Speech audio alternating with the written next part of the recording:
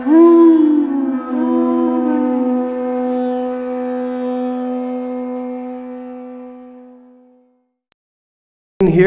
thank you very much. Excuse me, I had a little voice surgery. Sometimes my voice doesn't last an hour. So Shruti Kirti was kind enough to help me out a little bit.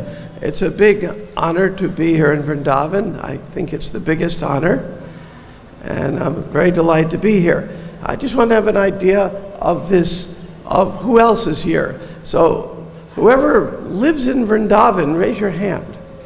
You basically live here most of the time, okay? And whoever doesn't speak English, has no idea what I just said, raise your hand. Okay, good, this helps. Is anybody here for the first time? First time they've been to a Krishna temple? Really? Very good, okay. Is anybody here for the last time? Yeah, don't know, you gotta balance things just to see. Okay, so far so good. Is there anybody that's sitting in the corner translating to another language? If so, I'll try to speak slower. Or everyone here is kind of English speaking and all of that. Okay, so who here is from Europe? Okay, very good. And who's from Asia? Asia, okay. And Africa. Nobody from Africa. North America? Okay. Yeah, South America? Antarctica. Okay. I think I covered most of the world. Try not to leave anything out. Very good. Still trying to figure out where Great Britain is, but that's another matter. Okay, well, today we're speaking about Lord Nrsingadev, and I'll read the verse. The hair on Nrsingadev's head shook the clouds and scattered them here and there. His glaring eyes stole the effulgence of the luminaries in the sky, and his breathing agitated the seas and oceans. Because of his roaring, all the elephants in the world began to cry in fear. And the verses before and the verses afterwards go on. I mean, this was a pretty heavy moment. I mean, when Lord Nrsingadev gets upset, when Krishna comes, he manifests all the emotions. Krishna is, above all, a person. And every one of you in the room is a person. You each have your individual personalities. I asked Prabhupada one time, do we give up our personalities when we become Krishna conscious? Yeah. Oh. Is that better? Oh, sorry about that. Okay. Mic gets this close, they should make chocolate-covered mics. Anyway,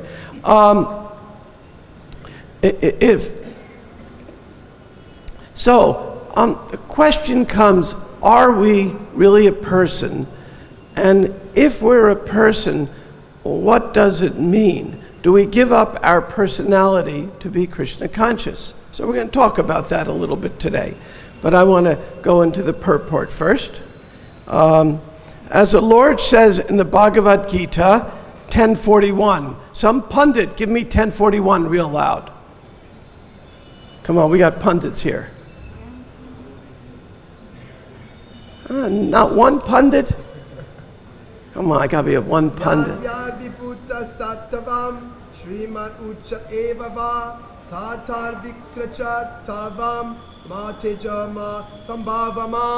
But you were reading it. Okay, that's good. Thank you.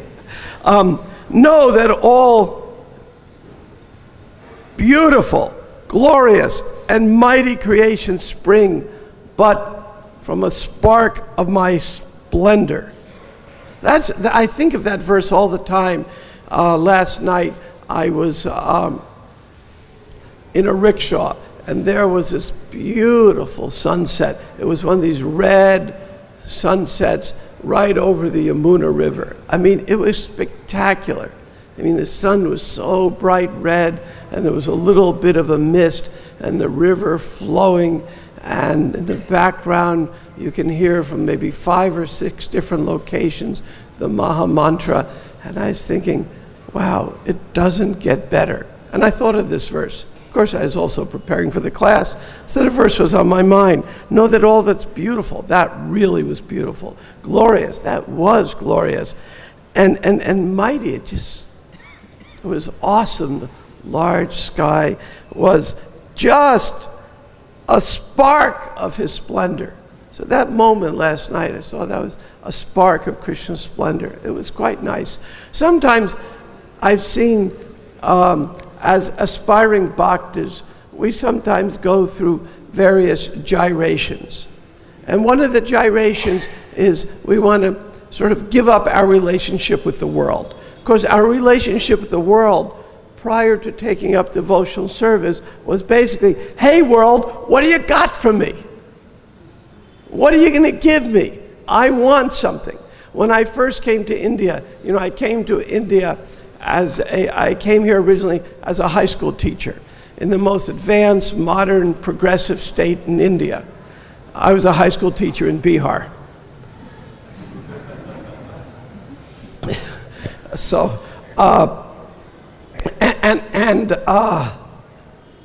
for some that might be an inside joke, but the rest know it.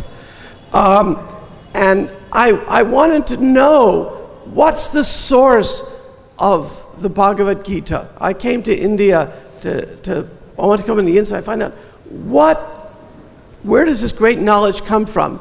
And I had heard devotees chanting in New York in the 60s, and I was kind of astounded. I think it was Jayadvaita Swami's party, I believe. He and I talked, we think so. And the mantra stuck in my head. I said, okay, so I got a mantra stuck in my head. And then I actually met the devotees. And I said, oh my God, these people are strange. They got a blue sock and a red sock. They have these strange outfits and speak this strange jargon. Okay, I'll never figure this out. Then I redetermined my effort. I'm going to India to figure this out.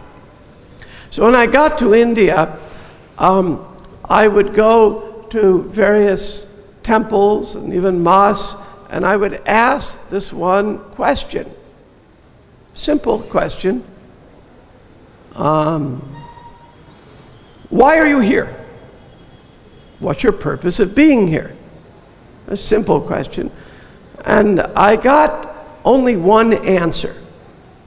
The answer was what I call the Amazon.com answer. You all know Amazon, I'm sure. It's in India. So it's the Amazon.com answer. When you go, why were they at the temple? Well, the purpose of being at the temple or mosque, even a church, was to make a deal. God, I will give you something. Maybe I'll give you all the hair on my head, or I'll give you prayers, or a rupee, or I give you something, and I want something bigger in return. It's like on sale day on Amazon. I'm going to give you so many rupees, but it's sale day, so you're going to give me more in return than I should normally get. More than I deserve. And that's what it looked like. It looked like a big Amazon.com. So needless to say, I came a long way. I lived in extremely austere conditions. I mean, my salary was a few hundred rupees a month. And when you have a Western body that doesn't go very far at all, basically, I was basically camping out in a village. So it was a different experience. And I found out very early on, my first day in India, I went and said, oh, I'll have some sugarcane juice.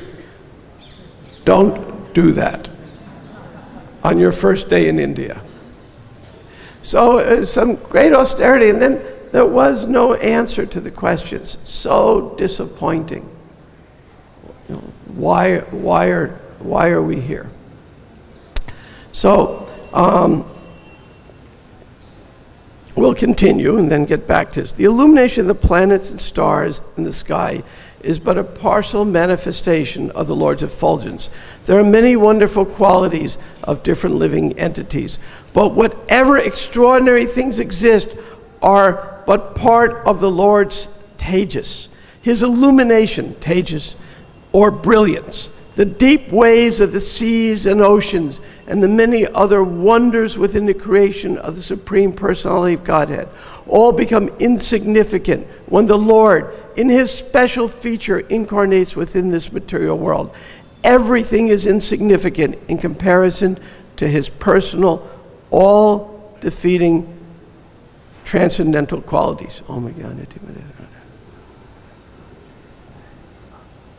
So, here, we're talking about Lord Krishna appearing in a special form, and we'll discuss that form in a little bit, because Prabhupada describes here, becomes all the deep waves of the ocean and all the wonders of his creation become quite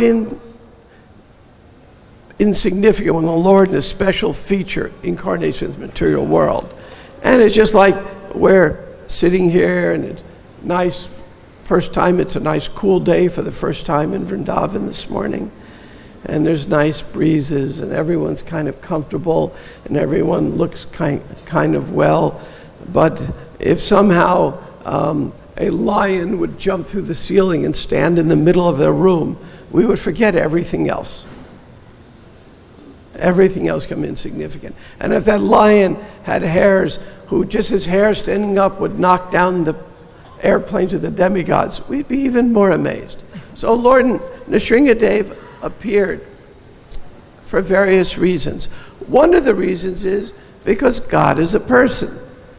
And as a person, he likes exhibiting. Persons mean we have emotions, and God will exhibit various emotions. Here he is exhibiting the emotion of anger. Now, is anger emotion to be suppressed? Or is it emotion to be embraced? Now, I'll tell you a story about Lord Nrsingadev and anger. I just came back from Ujjain, where I had to attend a very intense 2-day GBC subcommittee. There was 13 of us on there, the whole EC and all. And it was very, very intense. And it was an issue that needed a lot of attention that I've only been working on for 20 years. So, needless to say, I had a lot of emotion. And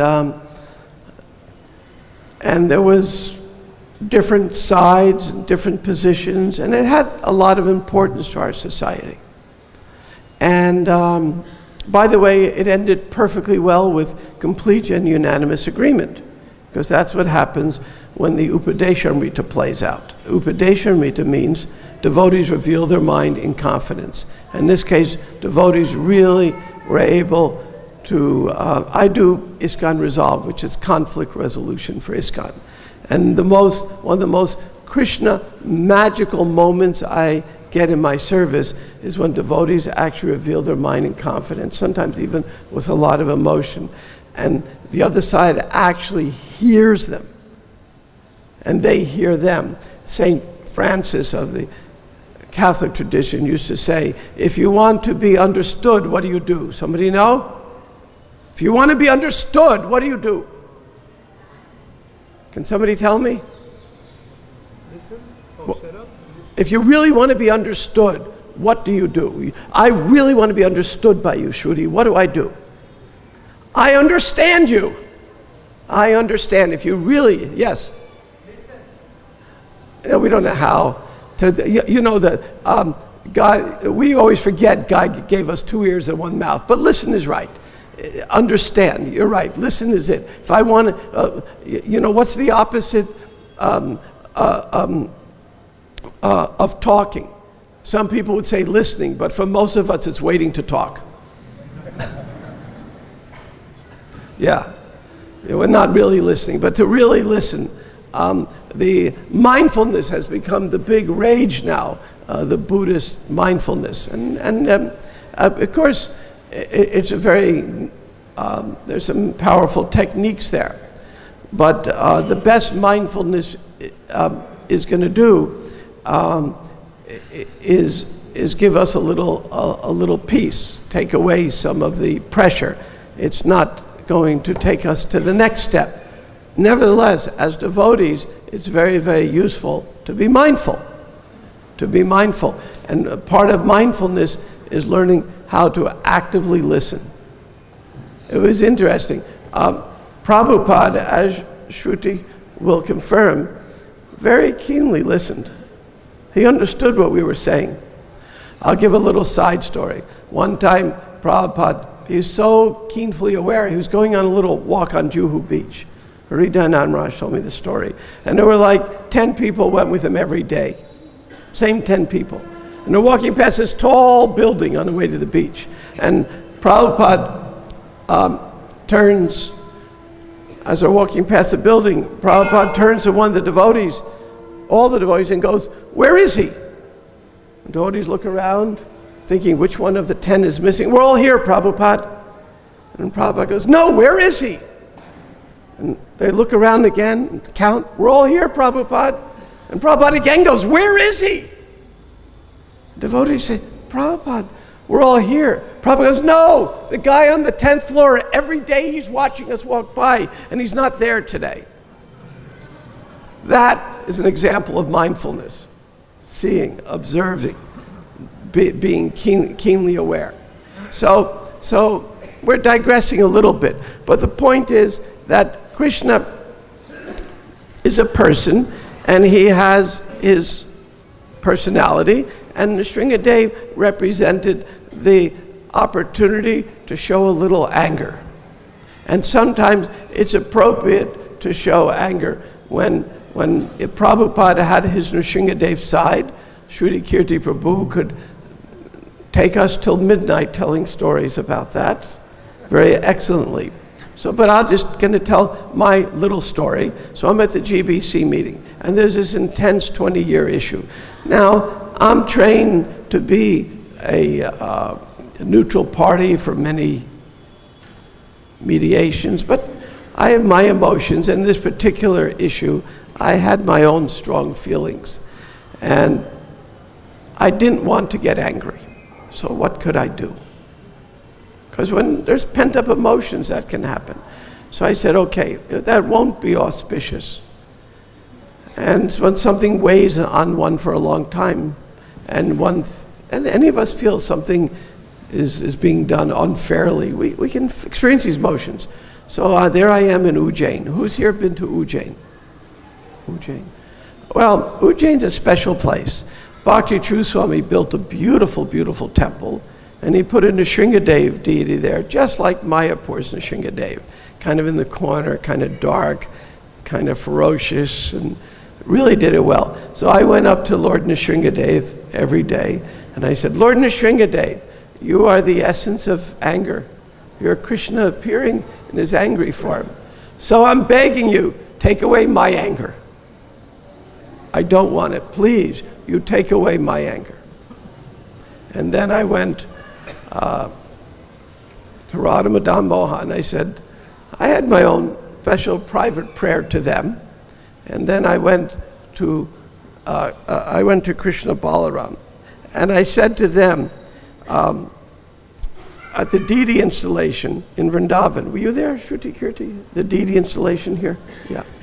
Okay. Prabhupada said, now Balaram is here. Everything is all right.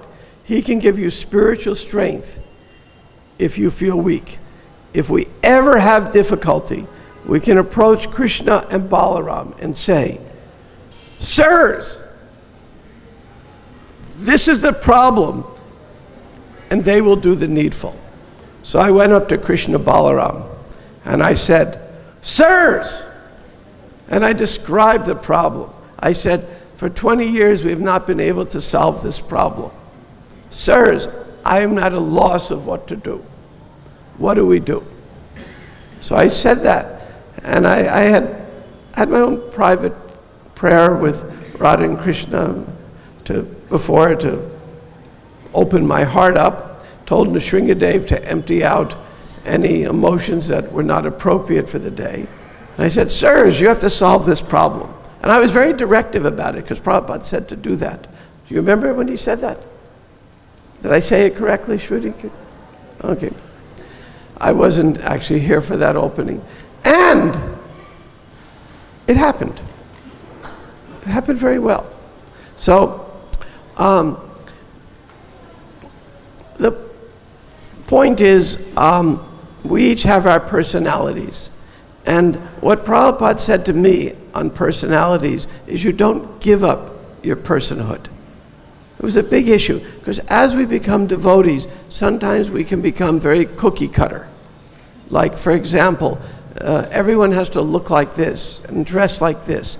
And when you join the army, that's exactly how it is. Who here has been in the army? Who here liked being in the army? You did? It's good, okay. I couldn't stand it, but that's another matter. But it's not my nature, but it's good. I mean, there are Kshatriya types, they like it. But in the army, what's the first thing they do when you get in? Everyone gets the same haircut. Everyone gets the same clothes. Everyone looks the same. They eat the same. They do everything the same because they want you to become an intimate part of a team, and they want to wipe out any selfishness. So you can, am I getting this right? So you can become part of a dynamic team because your life and everyone's life around you is dependent on that. Then what's the second thing the army does? Second thing they do is and the army, at least in America, is actually good at this. They find out what you're really good at, and then they try to have you do that. That's varnashram. That's varnashram. Varnashram means to find, in ISKCON we tend to reverse things. In the ideal world, our management comes to us and says, Prabhu, I want to know your propensity. And the devotee is saying, I'll do anything for Krishna. And the manager says, no, I need to understand your propensity better. But in the real world, the manager says, you must do anything for Krishna. And we're saying, no, what about my propensity? we kind of reverse it.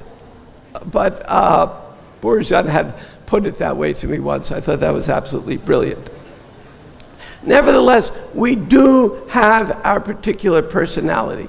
And the military won't be successful if they don't engage people according to their particular nature.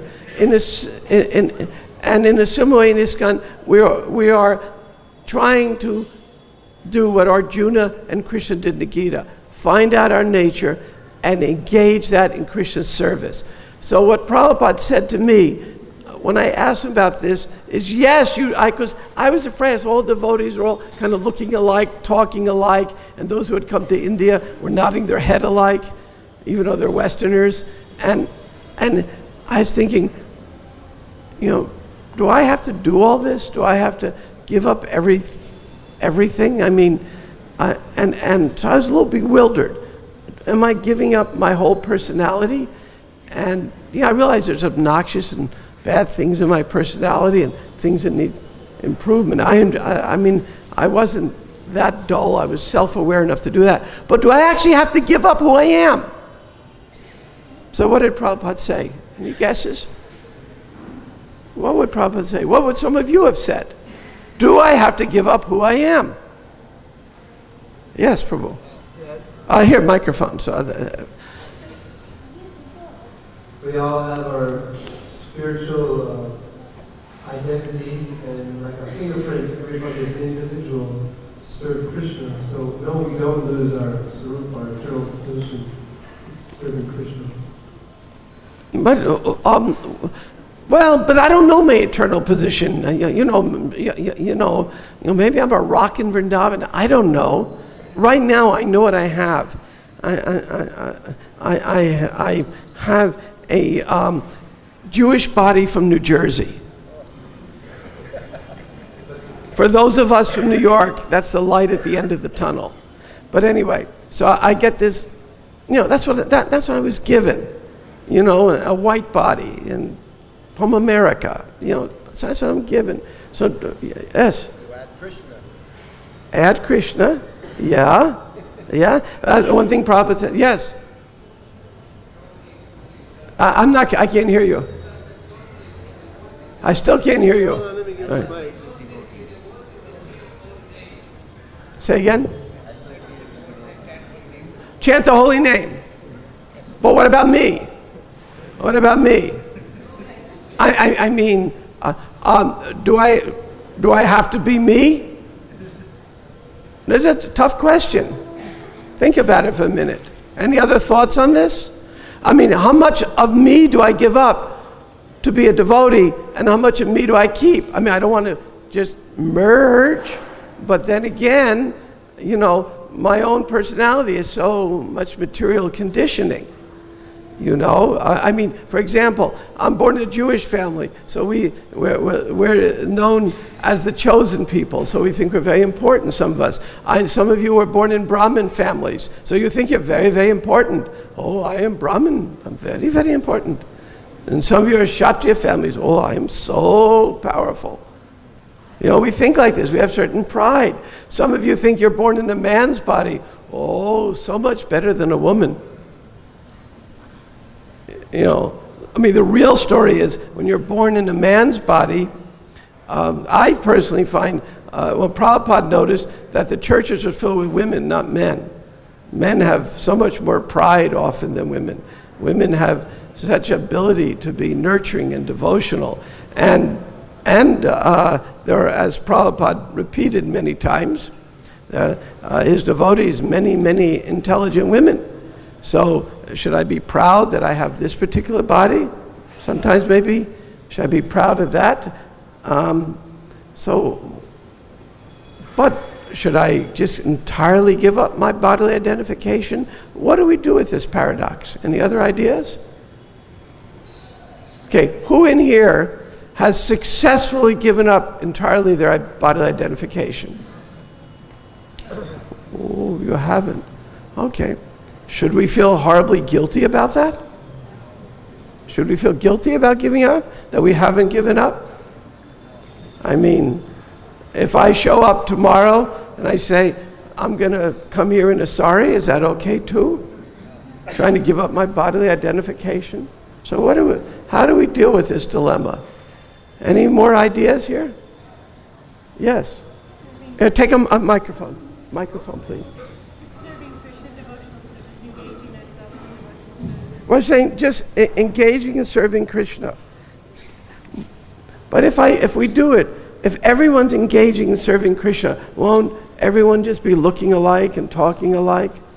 Is there any variation? Okay. Yes.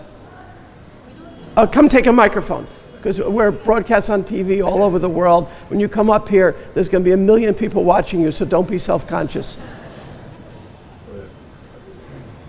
Yeah, thank you.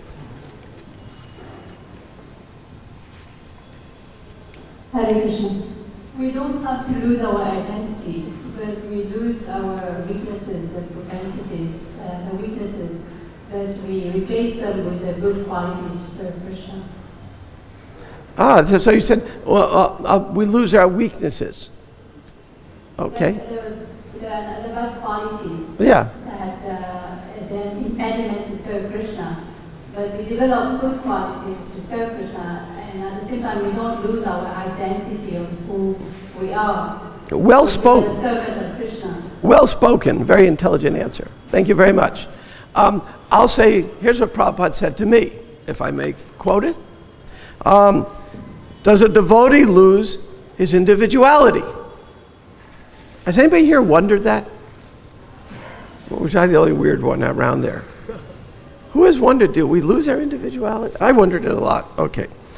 No, he has full individuality for pleasing Krishna. Krishna says, you surrender unto me.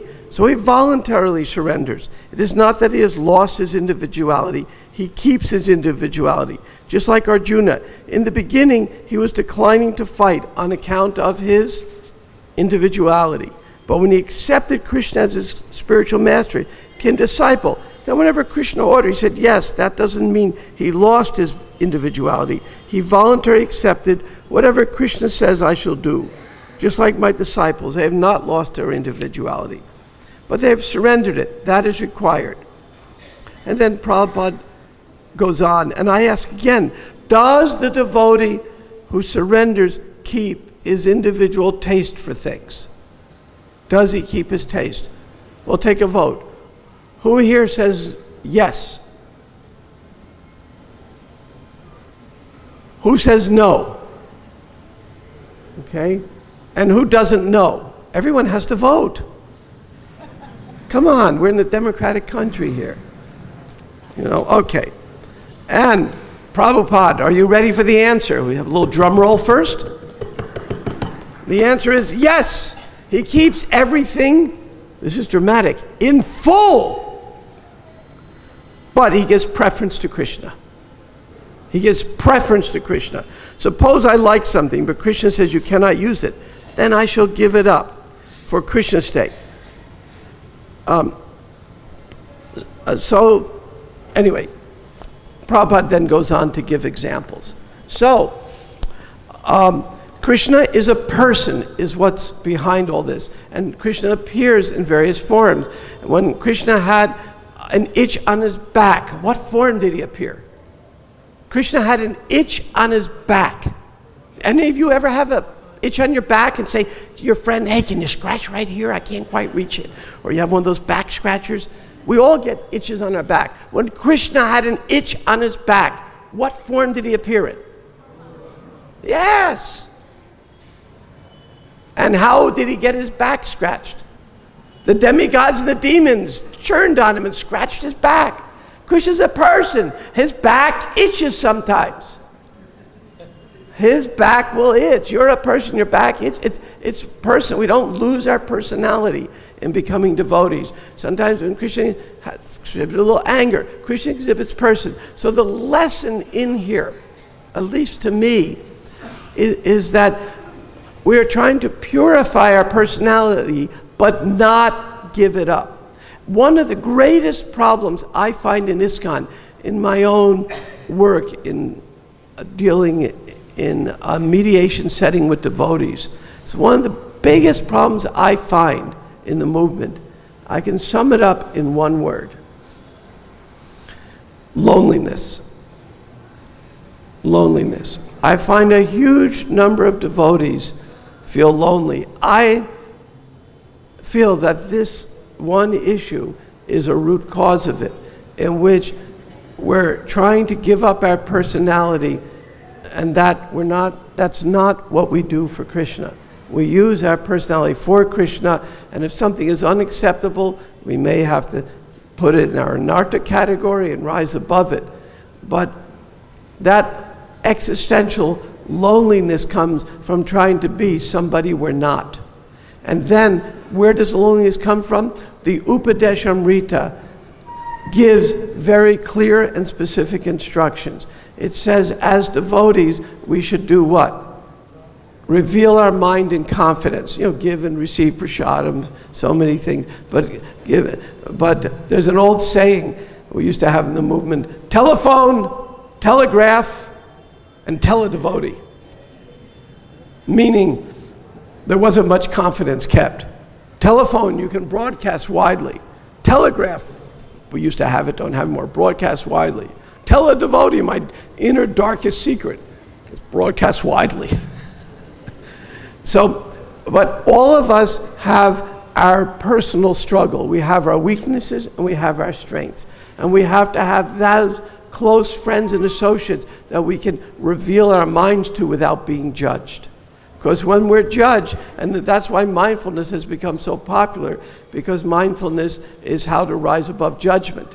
My own experience being with Prabhupada when I met him, and Shruti Kirti will confirm this many times over, is Shruti, we had our weaknesses. When I met Prabhupada, I could go into a whole story of what I looked like and where I was coming from, what I had been doing. He didn't judge us. He just saw we were here to render some little tiny bit of service to Krishna, and he took it. When he was in the Bowery in New York, and one drunk staggered in, the voice think, we got to get this smelly, stinky guy out of here. And he struggled up to the Vyasasan and dropped the gift at Prabhupada's feet, something Prabhupada would have no use for: a roll of toilet paper. What did Prabhupada say? Thank you very much. He had engaged in some devotional service. So Prabhupada would look without judging. So what I learned from this verse here, Lord Nrsingadev is a person. We're a person. He exhibits his personality in various ways. We exhibit ours. But we want to exhibit it in relation to Krishna. We want to exhibit it on a progressive path of purification. And how do we do it? The most important way of doing it is establishing relationships among the devotees where we can reveal our mind. We feel that we're really a valued person. Prabhupada made us each feel like a valued person. So now I'm going to roll back. All this ties together in the knot to the GBC meeting. While we were there, and there was some difficulties going on between different devotees, at the very end, when people really revealed the core of their heart, why they felt that way. And when they did, and then one devotee after another revealed their mind. Radhanath Swami was there. He brilliantly started it. I mean, in such a brilliant way, I could hardly imagine. And when devotee after another started opening their heart up, all of a sudden, I said, I feel like I'm in a living Upadesh Amrita class. And everyone went out, instead of dispute, felt together, because people started doing one thing. They started doing two things. They started recognizing each other, that you have reasons why you feel this way or concerns, and appreciating each other, and doing what Prabhupada was the most expert in the world at, empowering each other. In this movement, for example, we're going to have very conservative people and very liberal people. We must have it. When the great acharyas is here, what great acharyas do, and you read the history of Bhaktivinoda Thakur, the history of Bhaktisiddhanta Saraswati, the history of Prabhupada, some of us are wired to be very conservative, really literally wired. I mean, there's many well-done books on this subject matter I can share with you if someone wanted to study the subject. And some of us are wired to be more liberal in our thoughts. The great acharya is so brilliant he can keep the both ends together. Then when the great acharya leaves, it's very difficult to keep both ends together. And we can only, by working really together and revealing our minds and really starting to appreciate each other, can we continue the work that the great acharya began. Because that's a special prerogative of great acharyas, to be able to take all the diverse elements and bring it together.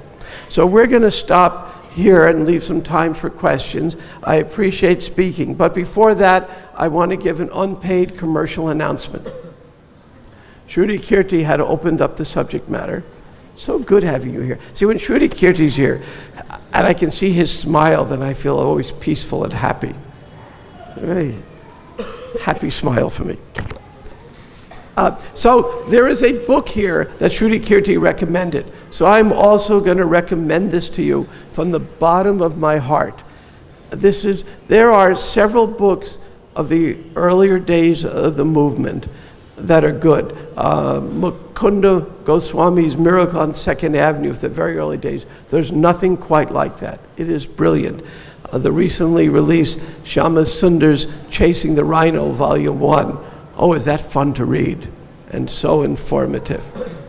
And there's a series of books out, and Yamuna's biography, my God, I just couldn't put it down. And every day I go here, and Yamuna had a lot to do with me actually becoming a devotee. So it's just something personal, but I just go to her samadhi and let out my tears. And so we have these great books. Vishaka's book is unique among all of these books. Each has their own angle. I knew Vishaka when I first went to Mayapur. At the first Mayapur festival, there was only one guest. There was 70 zealous devotees, a Bhajan Kutir Prabhupada and some tents, and one guest. And each devotee was in a bigger preaching mood than the next. The one guest was me. And devotees were taking their turn of who can get him next, because everyone wanted to preach, and there was one guest to speak to. That was English speaking. So Prabhupada kept me in his hut with him for many days to protect me. And Vishaka and Yadabar were there. And they were kind of, no offense intended to anybody, they were kind of normal people. Yadabar had been in the Peace Corps, and they were a married couple, so I could relate to them. So I became a great admirer from the very first time I met them of Vishaka and Yadabara. And over the years, we have various contacts, and I always appreciate every moment of it. And then when Vishaka wrote her book, it moved me no end. It's 5 years, 11 months. That's how long she was initiated disciple of Prabhupada. And I recommend everyone get this book. She's selling it out between here and the Balaram Hall, in the little strip there where they have various booths. What? That side. I'm all turned around. Okay.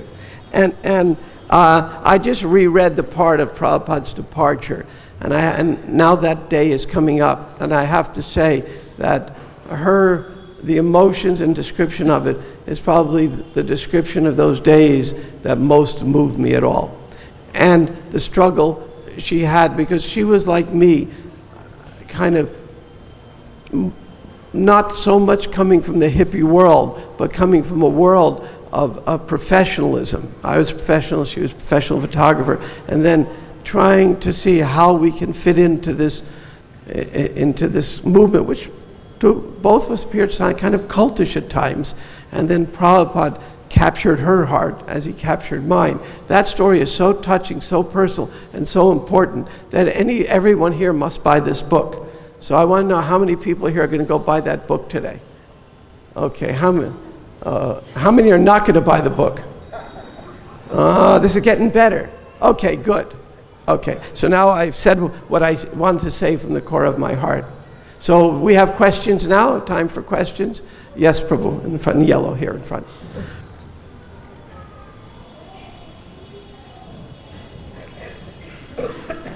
Thank you very much, Prabhu, for the subject matter being explained so eloquently. And then, we hear about the Shastric personalities, like we hear the scriptures regarding Dhruv Maharaj, Raghunath Goswami. So we get inspired by their qualities. But we have our own dark past and conditionings and of sinful life. So, but we are aspiring for those qualities in our life. So, as you said, the loneliness means that we are trying to be something which we are not. But at the same time, we have to progress and develop these qualities in us.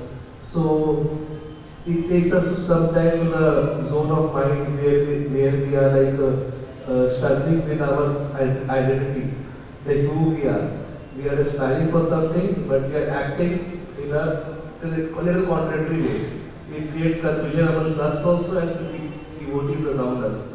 Like our internals and externals don't match much. So how to overcome this phase? This is a phase. How to overcome this? Well, it's a very sweet question. I mean, it's a very touching question. That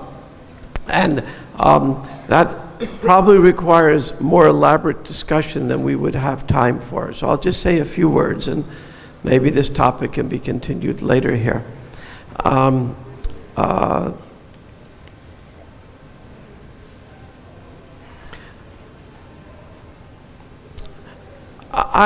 After I met Prabhupada in Mayapur, I saw him again in Calcutta, and I asked him a question. It's not recorded, but I'll tell you what the question was. When I was in Mayapur, devotees told me what I should do. In fact, I had big piles of should all around me. And they said, somebody would say, if you just chant Hare Krishna, everything will be fine. You must offer your food to Krishna. The most important thing is getting up in the morning. The most important thing is offering prayers. The most important thing is being humble and offering obeisances all the time. Most important this, most important that. There were 70 different versions of it. No, some people told me 5 different most important things. So maybe there were 80 different versions of it. So my head was spinning.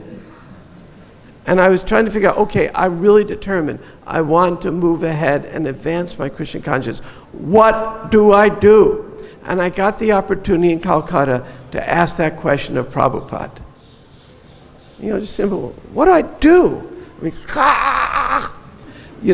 in those days, I had hair. I had long hair even. Now I just long for a little bit of hair, but that's another story. But, I was about to pull out my hair and get shaved up the hard way because I just didn't know what to do. So Prabhupada gave me, his transcendental, extremely transcendental and pithy wisdom. Pithy meaning precisely said. And he said the most important thing is just to associate with devotees. That's the most important thing. Now, the Upadeshamrita was not out yet. To me, the Upadeshamrita is internally the most important book we have, because it's an internal book. It's Rupa Goswami telling us in specific, clear, philosophically strong terms of how to associate. So following the guidelines of association, by that, then we can kind of reveal our hearts, open up our minds, and open up our hearts, develop heartfelt relationships, and from that, the issues you raise are resolvable. Incrementally. And as devotees, sometimes we're going to go 2 steps forwards, and guess what happens after that? 1 step backwards. It's going to happen to all of us. It's just the nature of this world. And what did Prabhupada do when he saw us take a step backwards? Shruti, what did Prabhupada do when he saw us take a step backwards? He helped you get up. Yeah. That's what he did with me. Yeah. Helped us get up.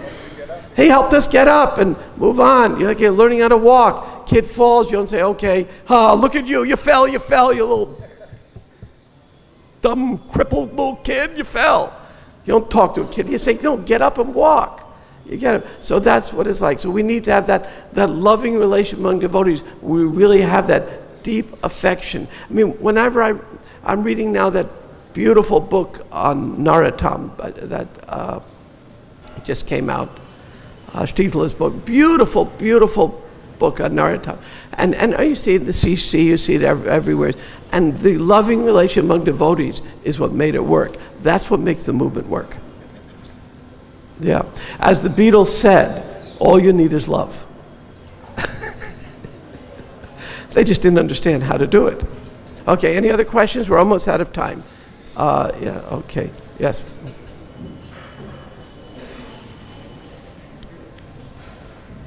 Hare Krishna.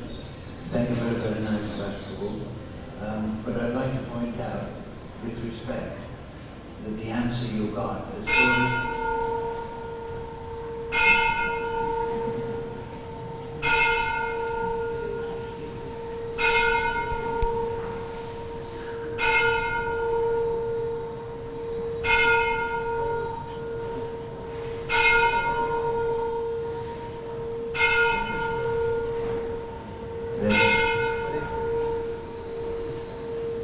The story you told that you went to various places and you asked, why are you there? Yeah. And the answer was, we give a little thing and we get a big thing back. So that's correct. It is correct. No, it is. We surrender ourselves to Krishna and we get Krishna and the spiritual world and eternal life. Absolutely, but they weren't doing that. What did they want? They wanted, I can go over the list. They wanted, I want a bigger dowry, I want a better rice, I want a better wife. Now, Krishna says 4 kinds of people approach me, and those that wanted something approached are considered punya, pious. So it's one of those, but me, it didn't satisfy me. I wanted something deeper. But you're correct. That is a correct point, and Krishna says that in the Gita, but I wanted something more. When I met Prabhupada, I got this something more. And on your central point in the class, Rupa Goswami says, Nirvanda Krishna Sambandhe Mukta Vairag Sayujane. So we should give up those things not in connection to Krishna, which cannot be offered to Krishna, but those things that are in relationship to Krishna and can be offered to Krishna. Yeah, and that's what we should offer. And that's precisely what I read. Prabhupada said to me. I actually read Prabhupada verbatim, saying, not quoting that verse, but saying the essence of that verse to me. That's what I read. Yeah, that's what I read. Thank you for adding that. I appreciate that. Was there time for, yes, Shruti? Kind of a comment. Microphone. Comments are most welcome. About Srila Prabhupada's use of the word most important. Yeah. He used it in a very absolute way sometimes. So there was never anything that was less important. So just like if he said real association with devotees was most important, but he might say to him, reading my books is most important. It depended on the individual. Correct. But like in the letter he said when he was asked, everyone's going out and distributing books, but I'm doing college programs. Should I go do books because that's most important? And he would say yes. And preaching in colleges is most important. Yeah. And worshiping the deity is most important. So on that level, everything was most important. There was no... Yeah, no, I appreciate that comment. And Prabhupada's comment was specific to me at that time when so many things were said. And to me at that time, for my own advancement, the most important thing was association. And I take that as kind of a guiding rule for my whole devotional life. But thank you for saying that. I think we're out of time now. So with that, we'll stop here. Thank you very much. It's been a privilege. Hare Krishna. His Grace Brahma Tirtha Prabhu ki!